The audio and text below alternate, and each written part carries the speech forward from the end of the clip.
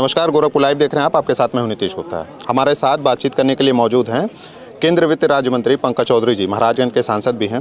पंकज जी, कैसा चल रहा है चुनाव प्रचार? क्या लगता है जनता का मतलब समर्थन वगैरह मिल? अब हम लोग मेहनत कर रहे हैं और जनता का जो मैं भाव देख रहा हूँ, कार्यकर्ताओं का जो उत्साह देख रहा हूँ, मुझे तो बहुत ठीक लग रहा। लगता है कि इस बार महाराजगंज में पिछली बार 4 सीट थी, इस बार 5 की 5 सीट आने वाली। परीक्षा आपको क्या लगता है केवल जो विधायक प्रत्याशी हैं उनकी भी है या फिर जो क्षेत्र में मतलब आप जैसे एमपी हैं और तमाम बड़े नेता हैं उनकी? निश्चित तौर से भारतीय जनता पार्टी के सभी कार्यकर्ताओं का परीक्षा है और भारतीय जनता पार्टी सकारात्मक पार्टी है।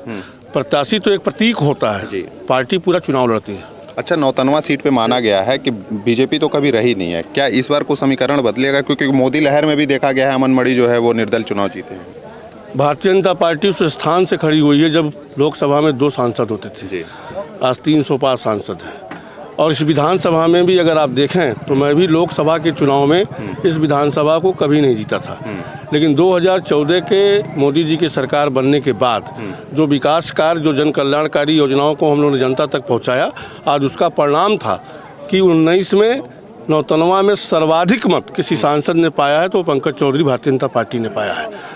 प्रमुख का चुनाव जब हुआ 99 में कभी भारतीय जनता पार्टी का प्रमुख भी नहीं रहा है, लेकिन इस बार यहाँ की जनता ने भारतीय जनता पार्टी का राकेश मदेशिया को प्रमुख बनाने का भी काम किया है। और मुझे पूर्ण विश्वास है जो ये मिथक है यहाँ का कि कभी विधायक यहाँ नहीं रहा है, इस बार जनता यहाँ की वो मिथक को भी तोड़ने का काम करेगी। पंकज जी, एक सवाल, अभी हाल ही में बजट पास हुआ है यहाँ पे और लोग बड़े परेशान हैं। टैक्स स्लैब में कोई चेंजेस नहीं किया गया। क्या आपको लगता है कि टैक्स स्लैब में कुछ चेंजेस होने चाहिए थे? देखिए, टैक्स स्लैब के चेंजेस ये कम है कि कोई टैक्स बढ़ाया नहीं गया।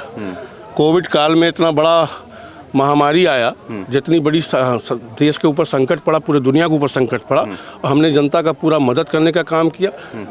जब देश पूरा बंद था, कोई भूखा ना सोए उसकी हमने व्यवस्था किया, तमाम इंडस्ट्री को व्यवस्था किया।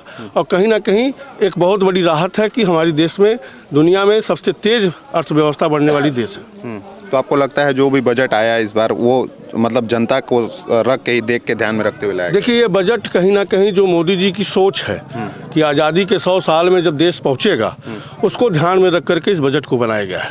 और पिछली बार कोविड काल के होने के बावजूद भी इंफ्रास्ट्रक्चर पे हमारी सरकार ने ध्यान दिया था और 5.5 लाख करोड़ का बजट इंफ्रास्ट्रक्चर पे दिया था, जिससे तमाम रोजगार सृजित हुए, निवेश लोगों का बढ़ा, लोगों को काम मिला। और इस बार भी हम लोगों ने 7.5 लाख करोड़ का इंफ्रास्ट्रक्चर का बजट रखा हुआ है ताकि देश में इंफ्रास्ट्रक्चर खड़े हों, बाहरी निवेश आवे, रोजगार लोगों को मिले, रोजगार सृजित हो। नहीं, इसके नाते ये बजट। अपोजिशन ये आरोप लगाते हैं लगातार कि प्रेजेंट ना देख के जो पार्टी है वो फ्यूचर का देख रही है, वो भी 50 साल आगे, 70 साल आगे का। ये कौन सा मतलब बजट है? मतलब लोग अभी जो प्रेजेंट में वो कैसे फिर इससे लाभ उठाएंगे? इस देश का हालत इसीलिए ये हुआ कि आगे की लोग सोचते नहीं थे। आज तिलहन और दलहन हम 60% विदेश से मंगाते हैं, उस पर कोई ध्यान नहीं दिया।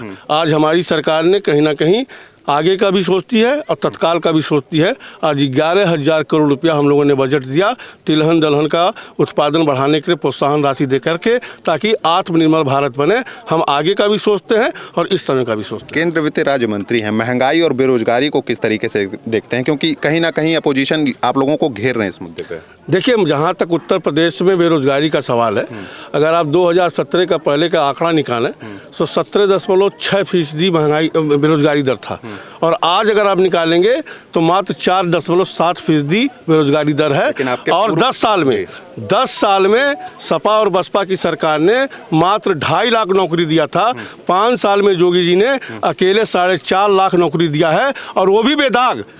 कोई कह नहीं सकता है कि किसी को कहीं सिफारिश करने की आवश्यकता पड़ी हो या कहीं किसी को जाकर के घूस देने की आवश्यकता। लेकिन आप ही के नेता रहे श्रम मंत्री स्वामी प्रसाद मौर्य, अब जो सपा के नेता हो गए, वो कहते थे कि इस सरकार में बेरोजगारी दर जो है दोगुनी हुई है। ये बीजेपी के मंत्री रहते हुए उनका बयान था विधानसभा में। अब उनका मन जब पहले से खराब था तो उल्टा पुल्टा तो बोलेंगे ही, उसके लिए मैं कुछ नहीं कर सकता। तो आपको लगता है हर चीज़ ओके है? ओके। आपको लगता है कि जनता इस बार फिर मूड बनाई है और कहीं ना कहीं बीजेपी को समर्थन? 10 तारीख के बाद आपको पता चलेगा कि जनता मूड बनाई है कि नहीं बनाई है। और मुझे पूरा भरोसा है कि पहले से ज़्यादा सीट लेकर बीजेपी आने वाली है और योगी जी पुनः प्रदेश के मुख्यमंत्री बनने वाले हैं। टक्कर 2 पार्टियों के बीच देखी जा रही है, सपा और भाजपा, पूरे प्रदेश में। कहीं ना कहीं अब जिस तरीके से बयानबाजी हो रही है, योगी आदित्यनाथ ने खुद ऐसा बयान दिया है कि आतंकियों के संबंध हैं समाजवादी पार्टी से। आपका इस बयान पर क्या कहना है? निश्चित तौर से जब लड़ाई होगी तो एक जीतेगा एक हारेगा। तो जो हारेगा उसी से टक्कर है, लेकिन हारने वाला बहुत दूर रहेगा। और जहाँ तक जोगी जी के बयान का सवाल है, अभी अहमदाबाद के बम विस्फोट की घटना में जिन लोगों को फांसी दिया गया है, उनके पिता अगर समाजवादी पार्टी के नेता के साथ फोटो खिंचवाएंगे तो कैसे नहीं कहा जाएगा कि वो आतंकवादियों से संबंधित लोग हैं। तो मैं जोगी जी के बयान का समर्थन करता हूँ। तो आपको लगता है उन्होंने जो कहा निश्चित तौर से जो उन्होंने कहा ठीक कहा। ठीक है पंकज जी, आपने हमें समय दिया बहुत बहुत।